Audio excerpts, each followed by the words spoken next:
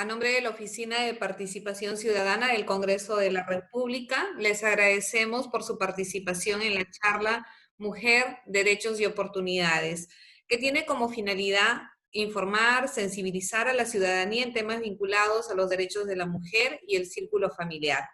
Este tema tan importante consta de 3 módulos: los derechos de la mujer y la familia, instrumentos de protección y acceso a los servicios, prevención y empoderamiento de la mujer. Y estará a cargo de los especialistas Gaby Fuentes Munarriz y quien les habla, Rocío Gamarro.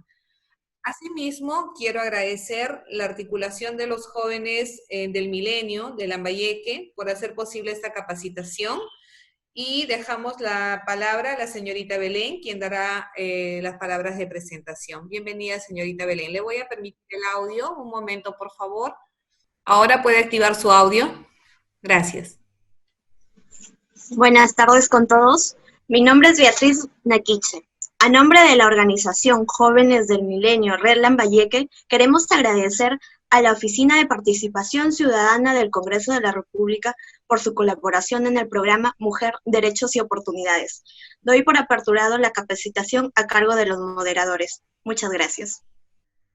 Sí, muy buenas noches con todos. Mi nombre es Gaby Fuentes y vamos a empezar con el módulo número 1, que son los derechos de la mujer y la familia.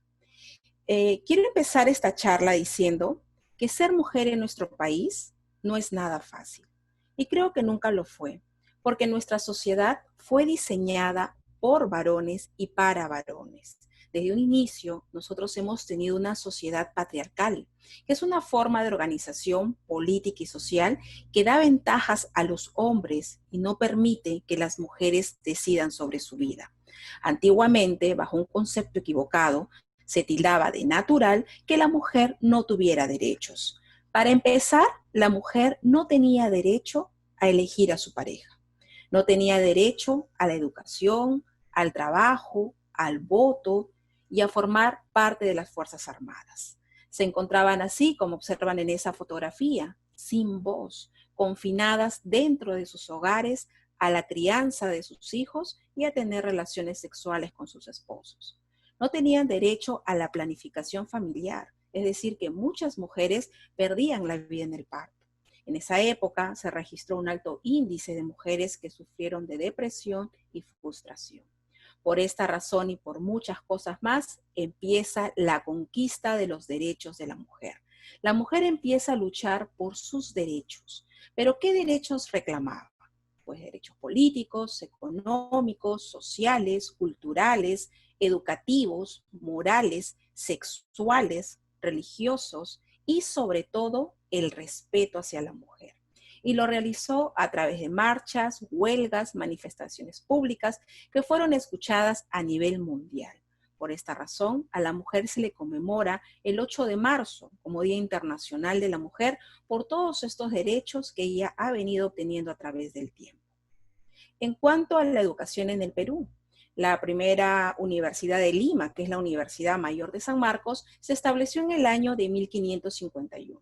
A pesar de ello, a la mujer se le autorizó el ingreso en el año de 1908. Es decir, tuvo que pasar 357 años para que ellas puedan ingresar a esa casa de estudios. Y fue gracias a una mujer llamada María Trinidad Enríquez, cusqueña, quien fue la primera mujer de toda Sudamérica en graduarse de jurista en el año de 1878. Ahora sobre las primeras elecciones presidenciales en el Perú. Se realizaron en 1827, pero a nosotras las mujeres recién se nos otorgó el derecho al voto en 1955, pero con voto restringido, es decir, solo podían votar las mujeres que sepan leer y escribir, o mayores de 18 años y estuvieran casadas.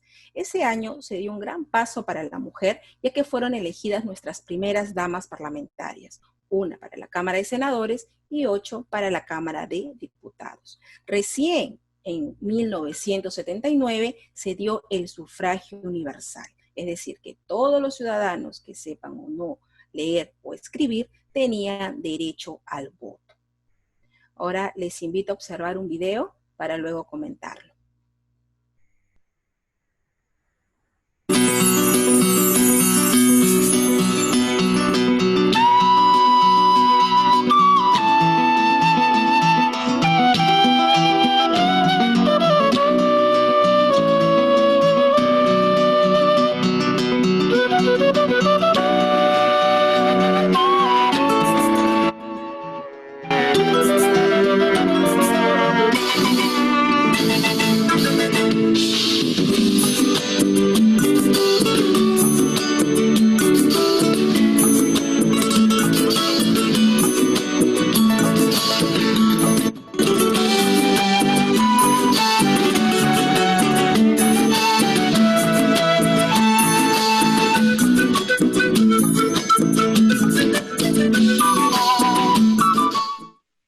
Muchas gracias, Belén, por tu comentario.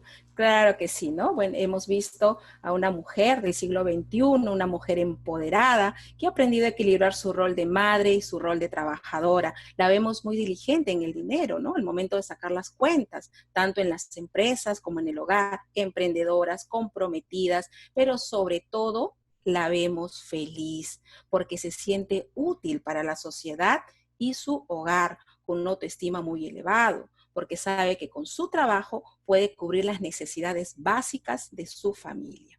Ahora les comento que todo lo que hoy disfrutamos las mujeres fue gracias a mujeres excepcionales que lucharon por su emancipación, que destruyeron las barreras que la sociedad les impuso. Como lo mencioné en un inicio, ser mujer no es fácil, pero a pesar de ello, las mujeres han ido ganando espacios y conquistando derechos a lo largo de los años para lograr la igualdad entre hombres y mujeres. Así que hoy en día vemos a muchas mujeres realizando actividades que en un inicio solo eran realizadas por ellos, como por ejemplo mujeres policías, mujeres que conducen maquinarias pesadas, y en el surf, que solo era un deporte exclusivo para varones. Y si continuamos, vamos a encontrar miles de ejemplos que nos harán sentir orgullosas de ser mujeres.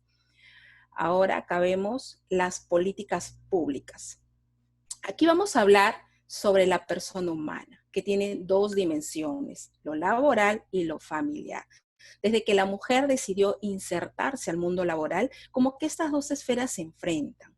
Y es ahí donde tenemos que buscar una conciliación entre la vida laboral y familiar. Así que encontramos tres agentes conciliadores. Por un lado, tenemos al Estado, al otro extremo tenemos la empresa, trabajo o estudio, y en el centro tenemos a la familia. Acá nos toca hablar sobre el Estado, que nos dará esas políticas públicas que fomentarán la participación de la mujer y nos brindarán leyes especiales de protección en lo laboral, por nuestra condición de madre, protección contra la violencia y para promover la participación política, para ser buenas trabajadoras, buenas madres, buenas esposas y buenas hijas, que es lo que tanto buscamos nosotras las mujeres. Por nuestra condición de madre, ¿qué protección se brinda a las madres en el Perú? Tenemos la ley número 26644, que se da en el año 1996, establece el goce del derecho de descanso prenatal y postnatal. Desde el instante de la concepción se le considera a la mujer gestante madre de un niño y nada puede impedirle que ejerza su maternidad. Por ello, dado los cuidados especiales que tanto ella como su hijo necesitan, nuestra legislación contempla periodos de descanso antes y después del parto. Esos periodos se llama descanso prenatal, antes del nacimiento, y postnatal, después del nacimiento, ambos con 45 días. En el año 2016 se amplió de 45 a 49 días, un total de 98 días de descanso por causa de maternidad.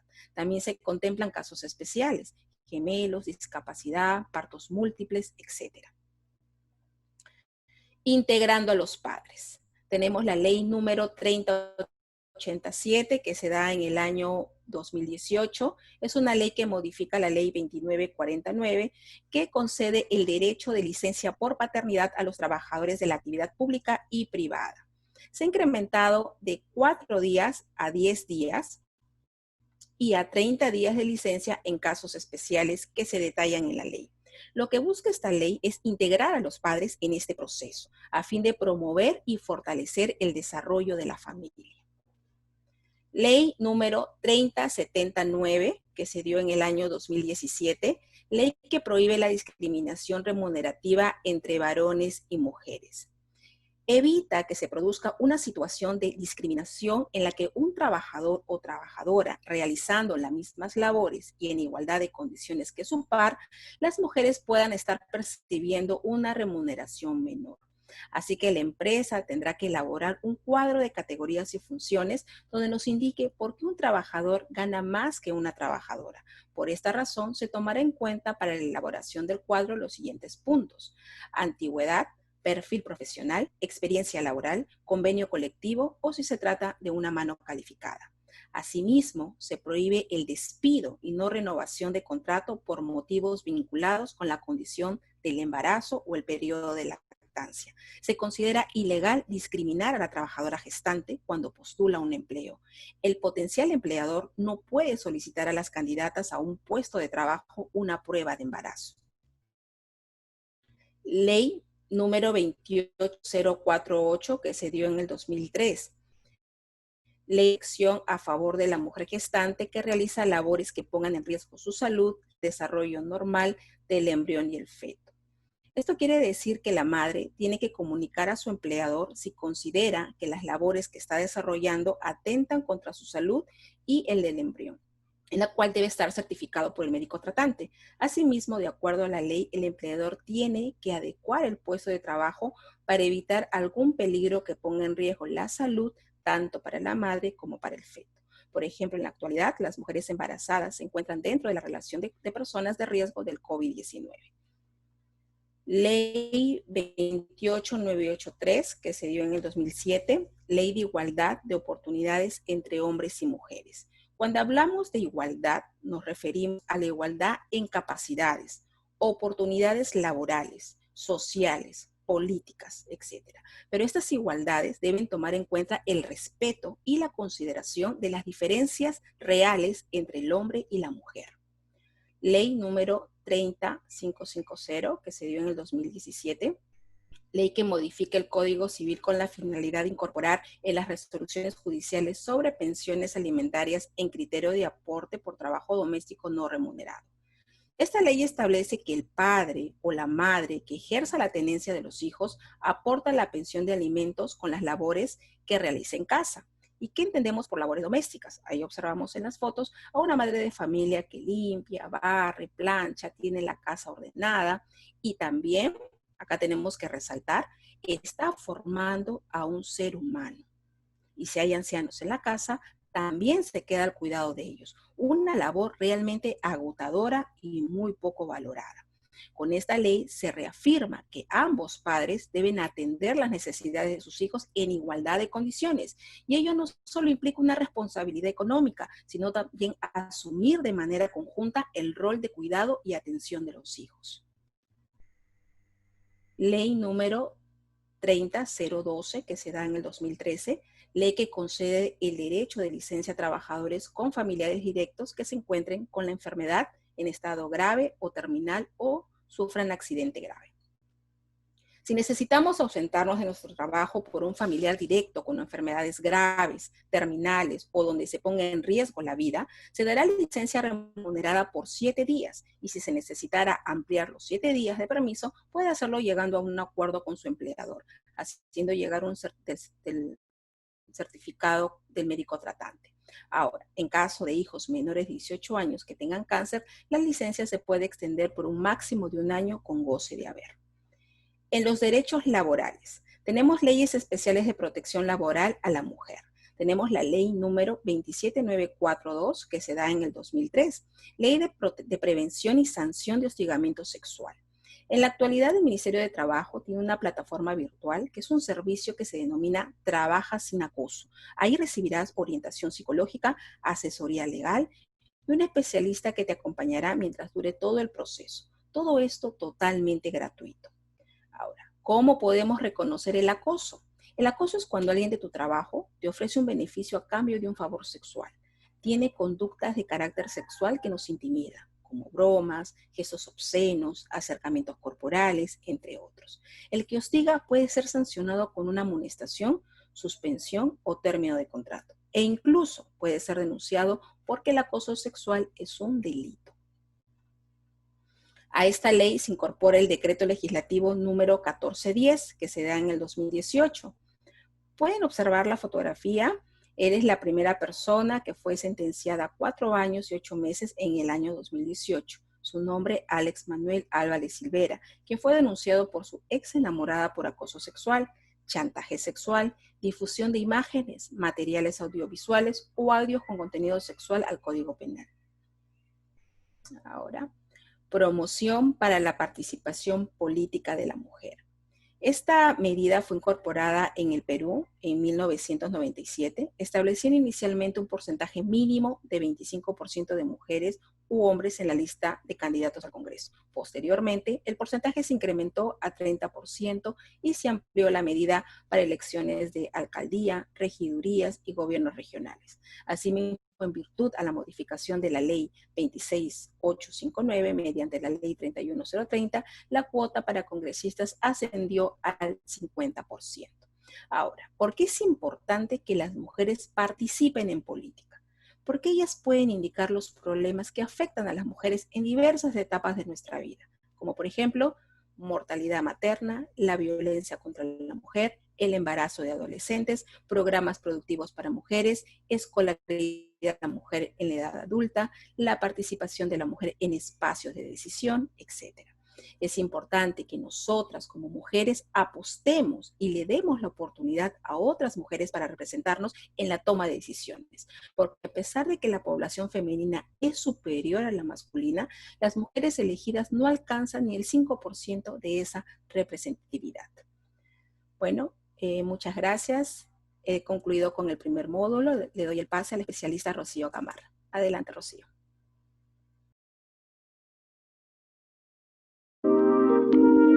Extraño los paseos familiares en Lurín. Cuando cantaba con mi mamá. Siempre cantábamos cuando caminábamos por el campo. A mi hermana.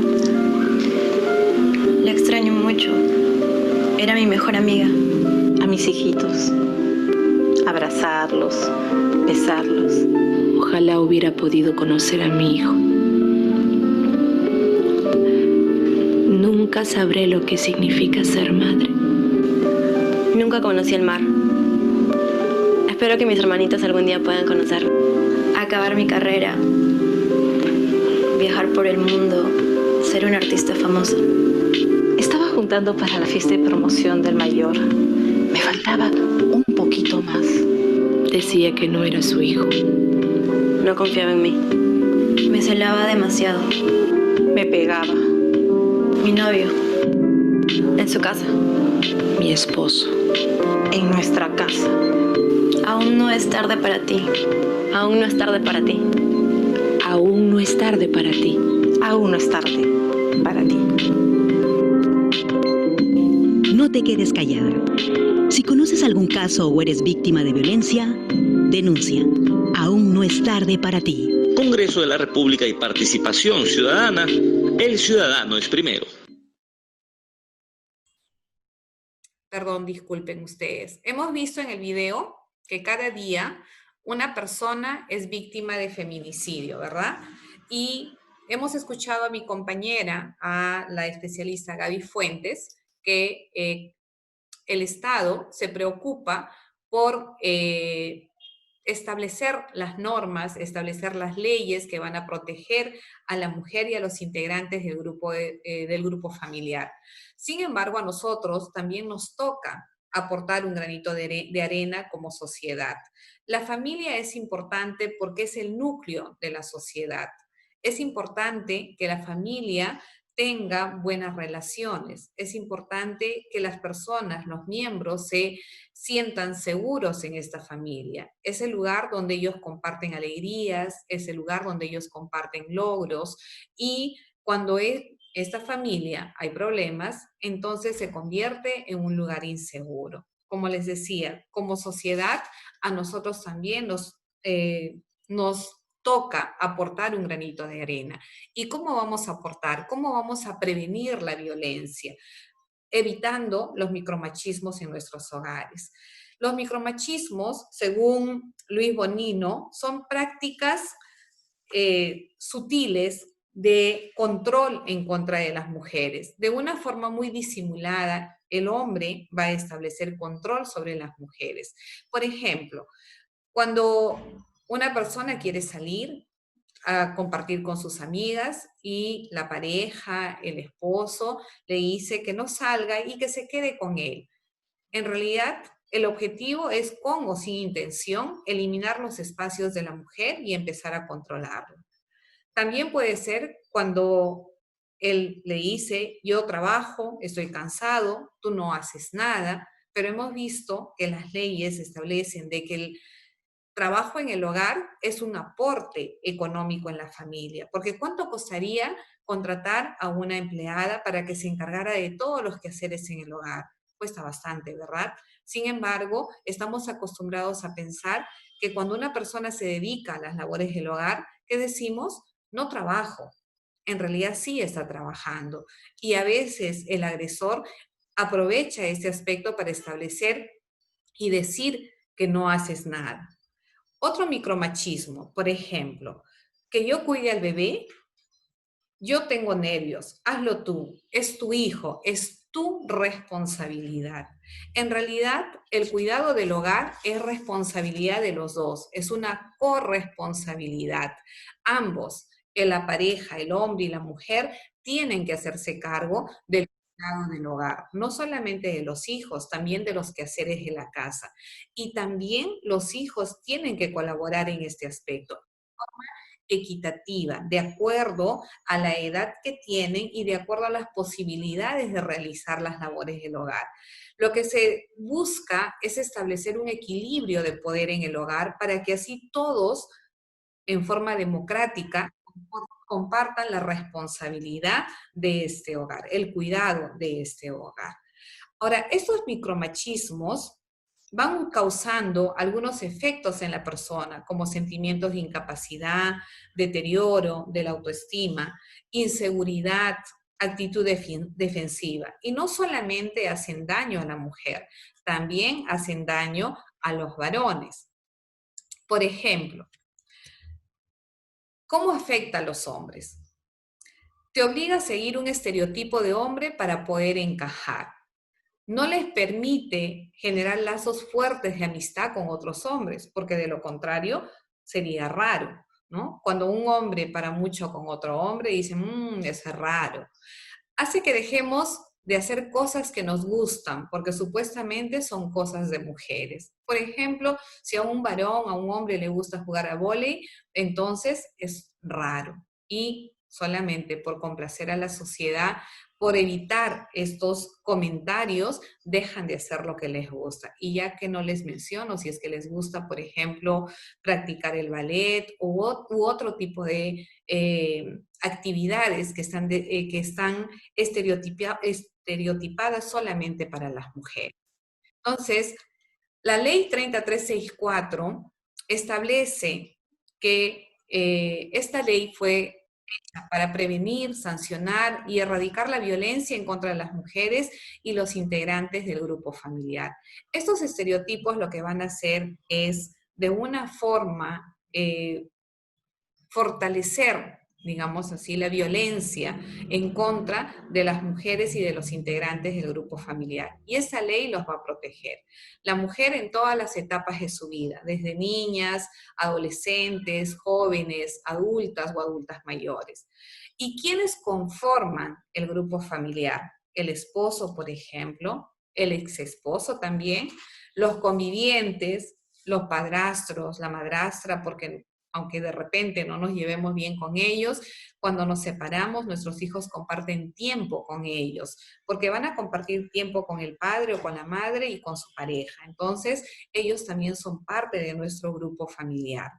Los parientes colaterales de los cónyuges y convivientes hasta el segundo grado de consanguinidad, por ejemplo, los primos o también los sobrinos. Las personas que han procreado hijos en común, hayan convivido o no hayan convivido. El decreto de urgencia 023-2020 nos da una oportunidad de conocer los antecedentes de nuestra pareja cuando estamos de repente con la idea de establecer un proyecto de vida, de comenzar un proyecto de vida. Entonces podemos ir a la comisaría para solicitar los antecedentes de esta persona, los antecedentes policiales, para saber si es una persona que tiene denuncias por abandono de hogar, si es una persona que tiene denuncias porque no pasa la manutención a sus hijos, o si es una persona que tiene denuncias por agresividad, sea hombre o sea mujer. ¿Quiénes pueden solicitar esta información? Esta información la puede solicitar la persona interesada, es decir, la pareja, También la pueden solicitar los padres que de repente tienen una hija o un hijo que se está relacionando con una persona que ven que es agresiva. Porque el 62.5% de mujeres en algún momento de su vida han sufrido de algún tipo de agresión. Entonces es necesario estar informados antes de empezar un proyecto de vida. ¿Qué es lo que sucede cuando estamos enamorados? Cuando estamos enamorados, nosotros nos cegamos, como decimos comúnmente, ¿no? Entonces, en la primera etapa, en la etapa del enamoramiento, todo es comprensión, todo es complicidad, todo es alegría, porque ambos, la pareja, el hombre como la mujer, tratan de mostrar la mejor parte de su personalidad. Sin embargo, cuando nos relacionamos con una persona que es agresiva, cuando ya la relación se establece, entonces sacan su verdadera personalidad. Y en la fase 1, que es la fase de la acumulación de la tensión, de la acumulación de la ira, esta persona va a empezar a renegar con cualquier motivo, con cualquier pretexto, va a empezar a controlar a la persona, va a empezar a celarla, y cuando viene la segunda fase, que es la explosión de la ira o la fase aguda, entonces viene la agresividad. La explosión van a manifestarse con gritos, con empujones, con golpes, y luego de la fase aguda, entonces viene la tercera fase. La tercera fase va a ser la fase del arrepentimiento. Te va a pedir perdón y como tú estás enamorada, como tú estás enamorado, lo que vas a hacer es creerle. Y esta persona te va a prometer que va a cambiar, pero nuevamente van a pasar a esta fase que la llamamos la luna de miel, nuevamente se va a pasar a la primera fase, que es la acumulación de tensión. Y luego nuevamente a la segunda fase, que es la fase de la explosión de la ira o la fase aguda. Y nuevamente a la tercera fase. A este proceso nosotros le llamamos el círculo de la violencia. Y en este círculo las personas pueden verse involucradas por mucho tiempo, por muchos años. Entonces es importante reconocer cuando nos encontramos en una relación tóxica para romper este círculo de violencia. Pero tenemos que identificar qué tipos de violencia existen. La violencia psicológica es la más difícil de identificar, porque tendemos a justificarla. Cuando estamos enamorados, decimos, no, lo que pasa es que él es de carácter fuerte. Una persona que grita, la relacionamos con una persona de carácter fuerte, pero no es así. Una persona de carácter fuerte es una persona que es asertiva, que sabe tomar decisiones. En este caso, una persona agresiva, que insulta, que humilla, no es una persona de carácter fuerte. También la violencia psicológica considera el abandono, los celos, el control, que no te dejen salir a disfrutar de la compañía de tus amigos, de la compañía de tu familia, porque el objetivo del agresor es controlarte y aislarte de tu red de apoyo. El rechazo, la infidelidad, el desamor, las amenazas. La violencia física es más fácil de identificarla porque son los golpes, son las patadas, los puñetes, todo daño que se inflige de forma no accidental, usando la fuerza o algún tipo de arma u objeto. Pero muchas veces, cuando no es un puñete, en una patada, cuando solamente es un empujón, decimos, no ha cometido violencia física, solamente me ha empujado. Los empujones o que te cojan del brazo de una forma que te hace daño, ya es violencia física.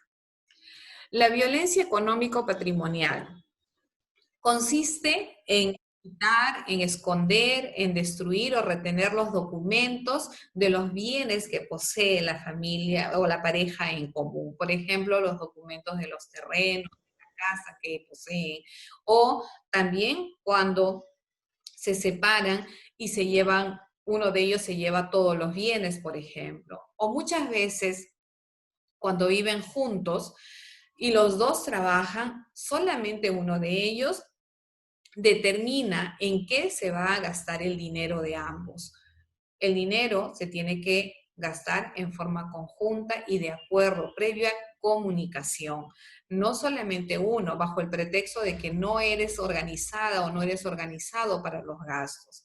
También cuando, por ejemplo, es una persona de la tercera edad y los hijos disponen de la pensión de esta persona, de la persona de tercera edad, o cuando tratan de disponer de los bienes sin la autorización de esta persona. Muchas veces cuando ya llegan a la tercera edad, a una edad adulta, los hijos tratan de repartirse la herencia sin la autoridad de la persona mayor, sin la autorización, perdón, de la persona mayor. Y la violencia sexual es cualquier acto que degrada o daña el cuerpo y o la sexualidad de la víctima y que atenta contra su libertad, contra su dignidad e integridad física. Cuando una persona sufre de violencia, cualquiera de estos 4 tipos de violencia, es una persona que tiene la autoestima baja, es una persona que no confía en los demás y que muchas veces siente vergüenza de contarle a sus amigos, de contarle a sus familiares y no sabe qué hacer. El Ministerio de la Mujer, dentro del programa Aurora, ha establecido el Centro de Emergencia Mujer, que es un centro donde ustedes van a encontrar el asesoramiento de los profesionales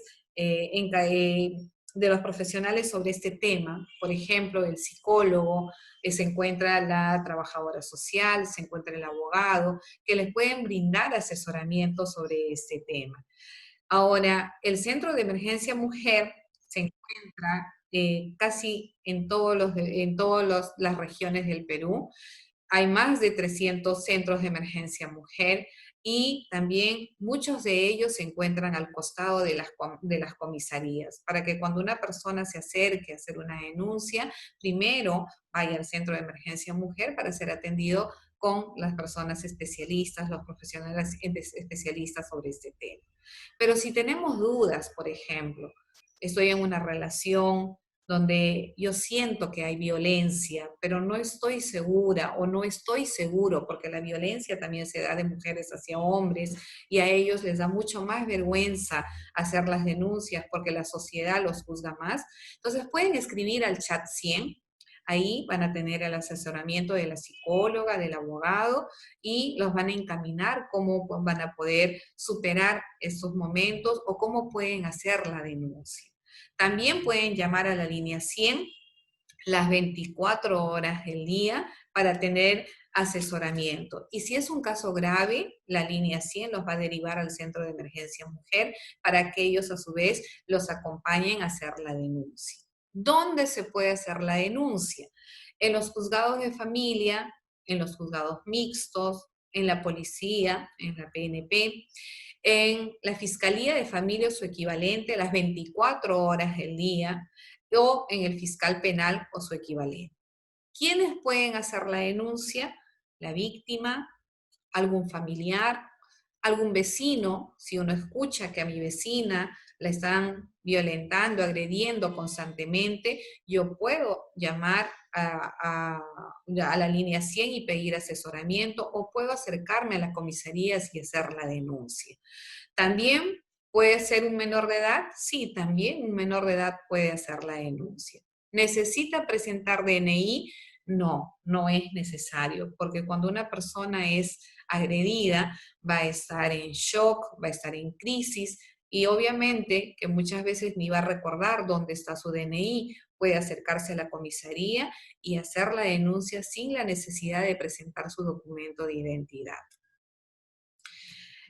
Hay también otras formas de denunciar, porque estamos en una etapa de crisis sanitaria donde hay muchos impedimentos, entonces es difícil muchas veces salir, entonces podemos hacer las denuncias por correo electrónico, por los medios tecnológicos. La resolución de la Fiscalía de la Nación 672-2020 ha dispuesto 34 distritos fiscales para la recepción de las denuncias por medios electrónicos. En tiempos normales, cuando hay una denuncia, se pide que se llene la ficha de valoración de riesgo. Esta ficha es muy importante porque por medio de ella los profesionales en el tema van a determinar qué grado de riesgo está corriendo la víctima, si es un riesgo leve, si es un riesgo moderado o si es un riesgo grave, porque hay que tomar medidas para poder proteger a la víctima. Como estamos en tiempo de emergencia sanitaria, no es necesario llenar la ficha de valoración para que el juez pueda dictar las medidas de protección. ¿Qué medidas de protección se pueden dictar? Por ejemplo, el retiro del agresor del domicilio, porque ahora el hogar, que podría ser el lugar más seguro donde nos encontremos, se puede convertir en un lugar inseguro, donde la víctima va a correr mucho más riesgo porque tiene que compartir 24 horas del día, 7 días a la semana con su agresor o con su agresora. Entonces, el juez puede dar las medidas de protección y establecer el retiro del agresor del domicilio inmediatamente. O el impedimento de acercamiento o proximidad a la víctima, de cualquier forma, porque muchas veces no se pueden acercar físicamente, pero entonces empieza el acoso por medio de los medios electrónicos. Pueden empezar a mandar mensajes por los teléfonos, por el WhatsApp, por el Messenger, por el Facebook. Entonces se prohíbe también todo tipo de comunicación con la víctima. Prohibición del derecho de tenencia y porte de armas, porque el agresor puede ser un policía o de repente un agente de seguridad o una persona que tiene permiso para poseer armas. Entonces, se tiene que prohibir que porte armas esta persona porque la víctima está corriendo mucho más riesgo. Un inventario sobre todos los bienes que tienen. ¿Se acuerdan de la violencia económica o patrimonial? Para evitar que se lleven los bienes, se hace un inventario para que luego se reparta en forma igualitaria. O también se puede buscar que la persona, la víctima, sea derivada a la casa de algún familiar o de alguna amistad que los quiera acoger. Pero si no hay una amistad o un familiar que los quiera acoger, puede ser derivado a una casa de acogida.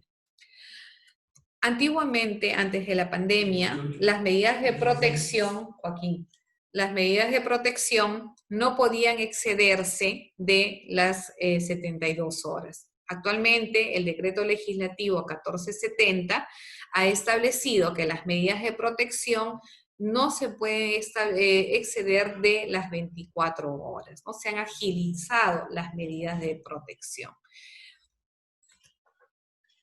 Ahora, cuando una persona sufre de violencia, cuando una persona vive en un hogar violento, no solamente la víctima es la que sufre directamente de la violencia, también existen las víctimas indirectas, que vienen a ser los hijos. Los niños que crecen en hogares violentos tienen 15 veces más riesgo de sufrir abuso infantil, como abuso físico, por ejemplo, el bullying, o el abuso sexual. Asimismo, presentan síntomas de desorden postraumático. Los niños viven en constante y persistente estado de amenaza.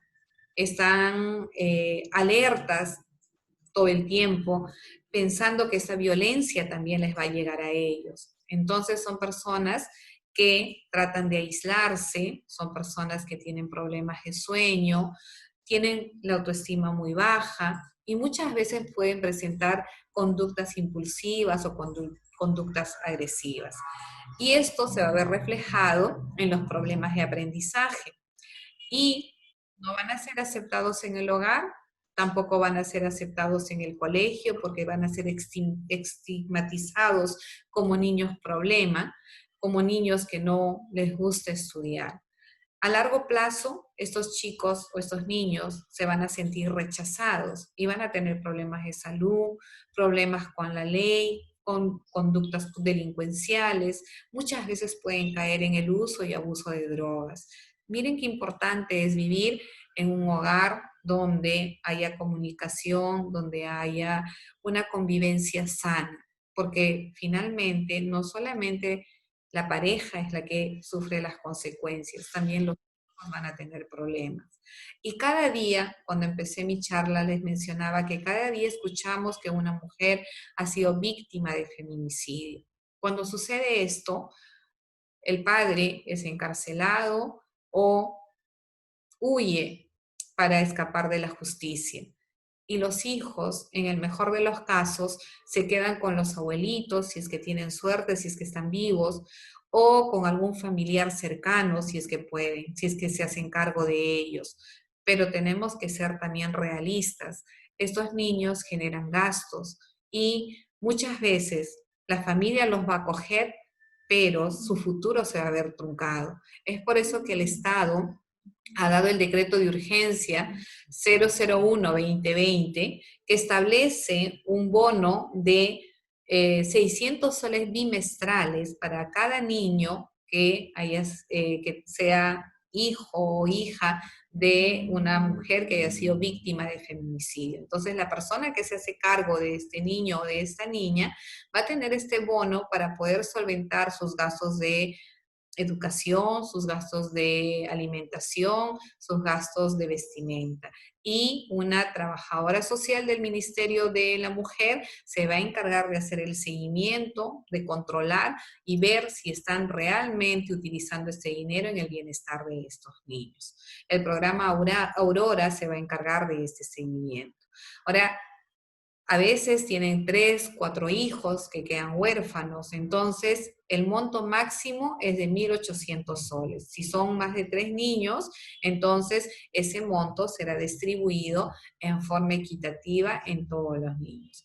¿Qué es lo que busca el Estado? Lo que busca es proteger a esos niños, evitar que se trunque su futuro y evitar que esos niños sean separados, que rompan ese vínculo familiar y que sean acogidos por un familiar cercano para que puedan continuar con su vida. Ahora, ¿cómo salimos de la violencia? Lo primero que tenemos que hacer es informarnos. Yo los felicito a todos ustedes porque están aquí escuchándonos. Lo segundo que tenemos que hacer es empoderarnos. Entonces yo le voy a pasar la palabra a mi compañera, a Gaby, para que ella pueda hacer uso de la palabra y hacerse cargo del tercer módulo, que es prevención, empoderamiento y emprendimiento. Gracias, Rocío. Invito a que observen un video antes de iniciar el tercer módulo.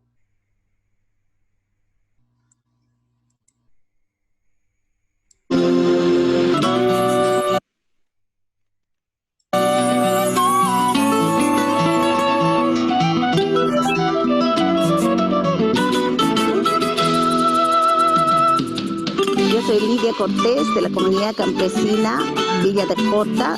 Yo he emprendido como artesana, como organizadora de ferias y también productora de granos andinos. Para poder organizar yo mis ferias he tenido muchas barreras. He sido marginada como mujer y como campesina, como visto de pollera, ¿no? Me he adeudado, he fracasado totalmente en mi primera organización. Esos fracasos me han dado bastante fuerza para poder organizar. Me siento feliz porque estas ferias es una ventana para poder ofrecer nuestros productos. No ha sido fácil emprender, pero no imposible. Con bastante perseverancia he tenido que emprender, pero he ganado experiencia. Todo está en tu mente. Ni un minutito debes pensar que no lo vas a lograr. En tu mente tienes que decir, lo voy a lograr, y lo logras. Que una mujer emprendedora mejora la situación económica en su casa, también de nuestro país.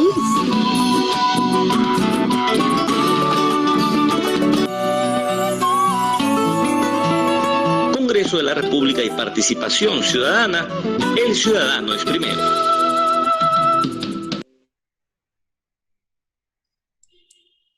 Luego de ver este video, ingresamos a lo que es el tercer módulo, que es empoderamiento y emprendimiento. Y quiero empezar con esta pregunta. ¿Por qué es importante que la mujer busque la independencia económica? Quisiera saber sus comentarios, lo pueden escribir en el chat para luego poder comentarlo. Con la independencia económica se puede salir de ese círculo de violencia. Independencia económica es sinónimo de libertad. Quien no tiene independencia económica no tiene libertad para decidir. Por eso es importante que la mujer se empodere y emprenda.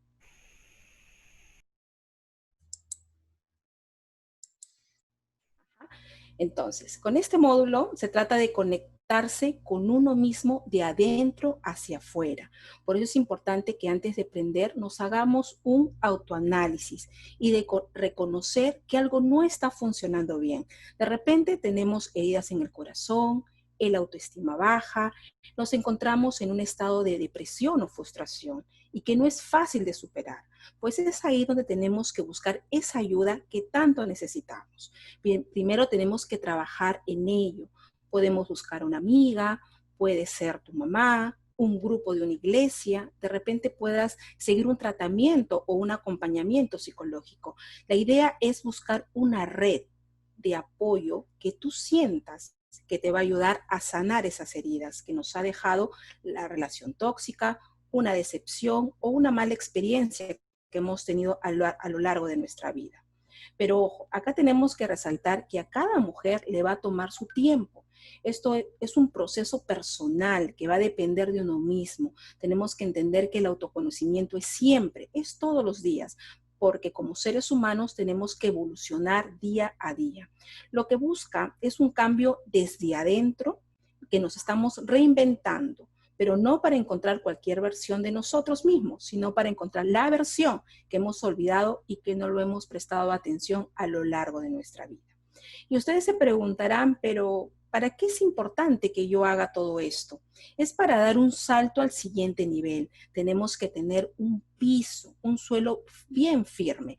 Y ese piso bien firme tiene que ser la cantidad de conocimiento, de aceptación, de perdón y de amor que tengo por mí misma. Porque solo así voy a saber cómo dar este cambio y no me voy a estrellar si lo intento nuevamente.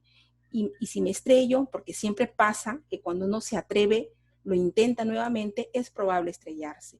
Pero al menos voy a conocer más de mí y voy a saber equilibrar las cosas para la siguiente vez. En épocas difíciles es donde surgen las mejores ideas. ¿Qué es lo que tenemos que hacer? Una vez que hemos trabajado nuestro ser, nos ponemos en acción. Buscamos independencia económica. Es importante identificar lo mejor que sabemos hacer, nuestras cualidades, nuestros talentos, nuestras habilidades y hacerlo rentable para luego armar tu red de contacto. Pero no solo tenemos que reconocer nuestro talento, también que tenemos que trabajar, invertir tiempo y asistir a capacitaciones, talleres, charlas, etcétera, porque el talento solo no va a funcionar. Capacítate. Hoy en día la pandemia nos ha obligado a reinventarnos y a conocer nuevas formas de comunicarnos, nuevas formas de aprender, de estudiar, como lo son Zoom, Meet, Instagram, Facebook Live, entre otros. Nuevas formas de vender, como las tiendas online, WhatsApp, Messenger, Instagram. Y hoy en día en nuestro celular se ha vuelto de primera mano nuestra herramienta de trabajo, que nos ha obligado a capacitarnos y actualizarnos en un abrir y cerrar de ojos. Organízate, planifica tus tiempos y no descuides de tu familia. En un inicio nuestro negocio va a demandar más tiempo, pero luego tenemos que buscar un equilibrio entre la vida empresarial y familiar. Ahorra, sí, sirve para sortear dificultades económicas o para materializar sueños sin necesidad de endeudarse. Ahora, el siguiente diapositiva. Tienes todo el poder que necesitas dentro de ti mismo. ¿Y por qué te pregunto esto? Porque si hemos llegado hasta donde hemos llegado y sobrevivido todas las cosas que hemos sobrevivido, es porque tenemos el poder y la fortaleza dentro de nosotros. Agradecer a cada uno de ustedes por su participación, ¿no? Si bien es cierto, el programa se llama Mujer, Derechos y Oportunidades, pero son módulos de información que nos compete a todos como ciudadanos para tener una sociedad más justa y equilibrada, que es lo que buscamos todos, ¿verdad? Gracias a Evelyn, a las regidoras por su apoyo en este evento. Hoy culminamos con Jóvenes del Milenio Lambayeque. Hemos tenido una semana con con la región Lambayeque. También quiero agradecer al equipo mujer, a la magíster Berilda Muñoz, al especialista Rocío Gamarra, Milagros Leverato, José Portilla, al señor Ijar, a Franklin, ¿no? Que somos un equipo de participación ciudadana, que siempre estamos presentes en cada videoconferencia que estamos transmitiendo. Muy el agradecimiento a cada uno de ustedes y a todo el equipo mujer. Muchas gracias.